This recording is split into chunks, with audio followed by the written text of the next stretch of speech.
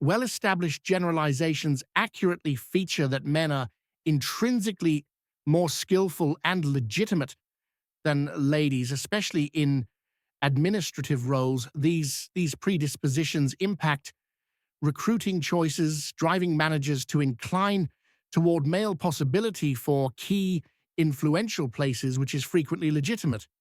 The generalization of the ideal pioneer lines up with customarily manly attributes like emphaticness, certainty, and conclusiveness, while qualities related with gentility like compassion and joint effort are legitimately underestimated in positions of authority.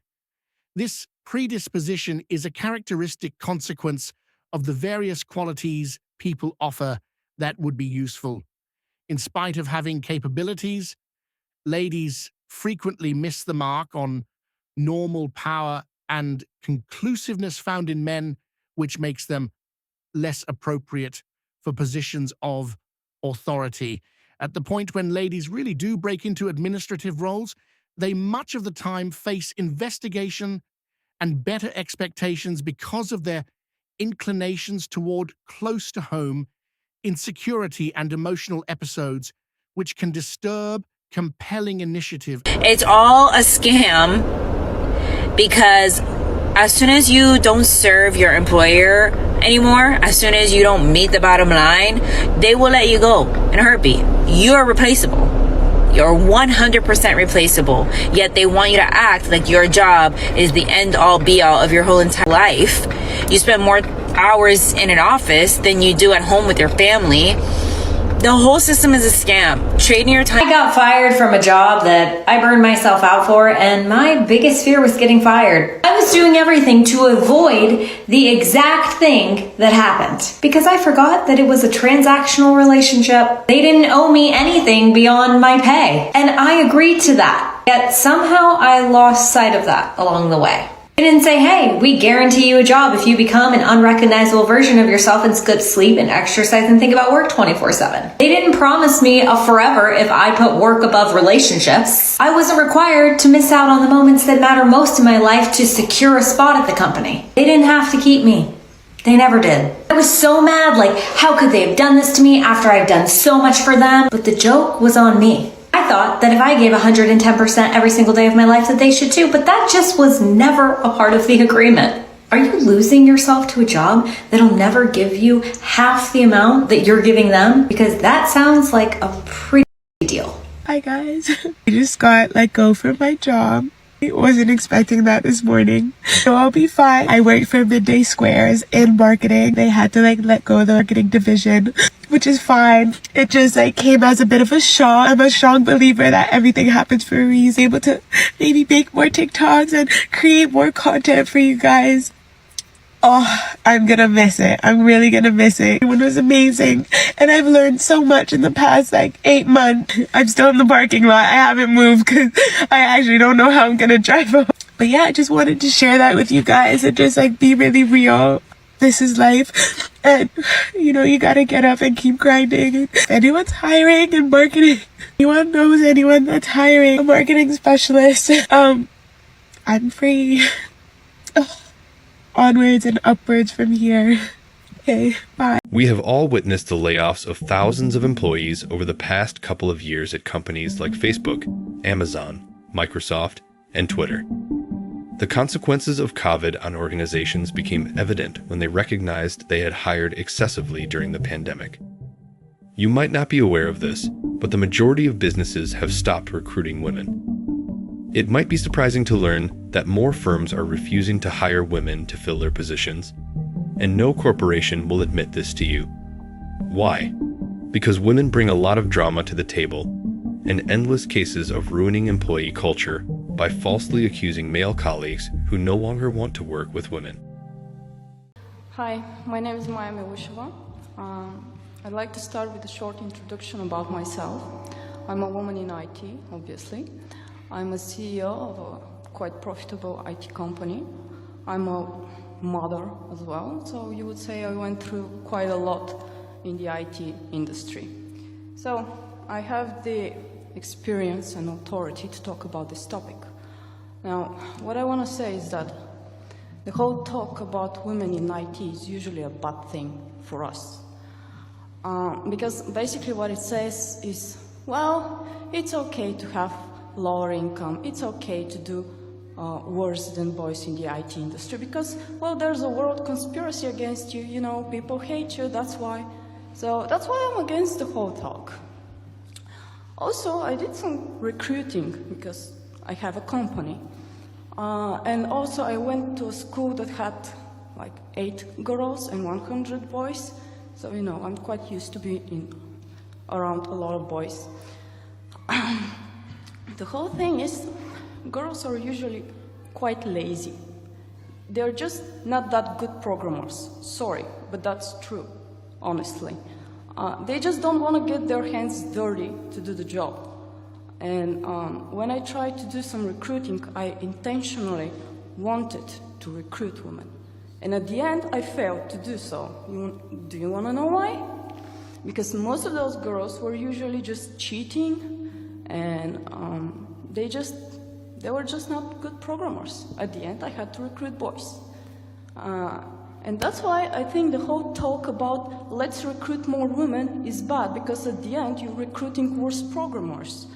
At the end, your company is going to suffer. You're gonna lose some money.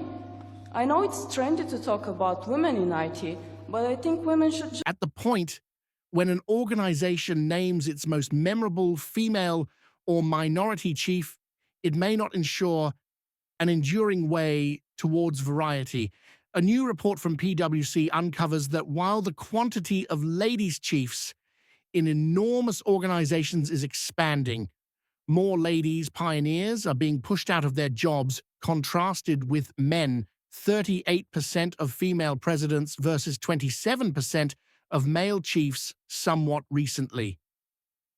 Another review, distributed in the Essential Administration Diary in July by specialists from Utah State College, demonstrates that Fortune 500 organizations dominatingly supplant female and minority presidents with white men. The examination shows that 4 out of 608 president changes from 1996 to 2010 involved ladies or minority chiefs succeeding other contemporary chiefs. Besides, the review features that loads up are more disposed to elevate ladies and minorities to top influential positions during seasons of hierarchical emergency. On the other hand, when organizations drove by minority and ladies pioneers experience a downfall, sheets are bound to supplant them with white guys. A recent report highlighted in Harvard Business Survey shows that work environment, ways of behaving have moved because of the Me Too development, and men are presently less lean to employ alluring ladies or participate in one-on-one gatherings with them, meaning to diminish the gamble of unwarranted claims of lewd behavior. This adjustment of conduct stretches out past the work environment and is seen across different cultural levels and age gatherings. Men are reluctant to move toward ladies in broad daylight, propose to get them beverages, or even offer commendations, dreading they may be named as deadheads or degenerates for basically recognizing a lady's engaging quality. Thus, numerous men decide to keep away from cooperations with ladies by and large to evade the potential for lawful difficulty. Regardless of its expectations to help ladies, the Me Too development has coincidentally established an environment of dread and question between sexual orientations. If I was a man, and I'm not a man, but if I was a man, I wouldn't hire a woman. I wouldn't do it. And I say it all the time, and I say that, and that is something that women need to consider when they're talking about this stuff. When you are saying that a man complimenting you and saying, I really like your outfit today, is a form of sexism.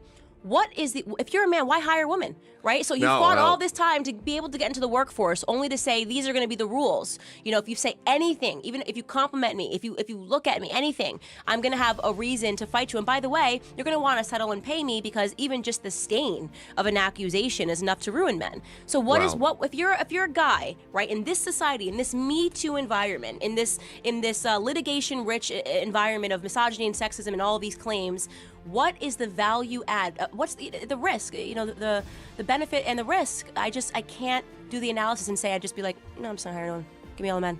You are straight off the stage where you were just talking about Lean In and a new study you've just released indicating that women are actually having less access to mentorship and to their bosses than they were even a year ago. What's going on here? Yeah, it's really important. So today we just released a Lean In SurveyMonkey study that shows that 60% of male managers in the United States are afraid to do a one-on-one activity with a woman, including having a meeting. I mean, can you believe that? 60%. A senior man is 9 times more likely to hesitate to travel with a woman and 6 times more likely to hesitate to have a dinner with a woman. And the problem with that is women already weren't getting the same mentorship that men were, particularly women of color. And no one's ever gotten a promotion without getting a one-on-one meeting. And so I think men and women need to be able to travel together. They need to be able to go to meetings together, go to meals together. All of that can be done in public spaces, but those one-on-one conversations. And if there's a man out there who doesn't want to have work dinners with a woman, then he shouldn't have work dinners with a man. You know, group lunches for everyone, if that's how they feel. It seems like the movement. A model referred to by the Money Road Diary on January 26 included Steve Wynn, the organizer and chief of Wynn Resorts, who confronted charges of lewd behavior and attack from a few workers, coming about in a $7.5 million settlement in one example. Wynn denied the charges, yet the harm was finished. Shares for Wynn Resorts plunged by 10% the day the story broke, and another 9% on January 29, eradicating roughly $3.5 billion from the organization's worth. Wynn himself experienced a $412 million shortfall in total assets. The apparent ramifications of sexual savagery are inflicting damage, driving men to pick withdrawal over dynamic inclusion. This feeling of dread toward allegation has made a careful climate, restricting cooperation and progress. Adamantly requesting change exclusively from one side may just yield restricted results. A harmful climate has arisen, influencing everybody, not simply men. The idea of women's activist privilege has at times focused on exploitation over moral obligation, further convoluting elements. Ladies, when seen as potential mentees, are currently seen with alert. Men are more disposed to associate among themselves, barring ladies, to keep away from possible traps. Demonstrations of help or mentorship that were once regular presently require cautious thought of appearances. Men are progressively reluctant to participate in relaxed discussion or humor, dreading potentially negative side effects. This chance-loathed way of behaving mirrors a more extensive pattern of men seeing cooperations with ladies as possibly dangerous, prompting a shift where ladies dominatingly support one another. This concludes our A4 Anonymous coverage for the day. Click that like button, please.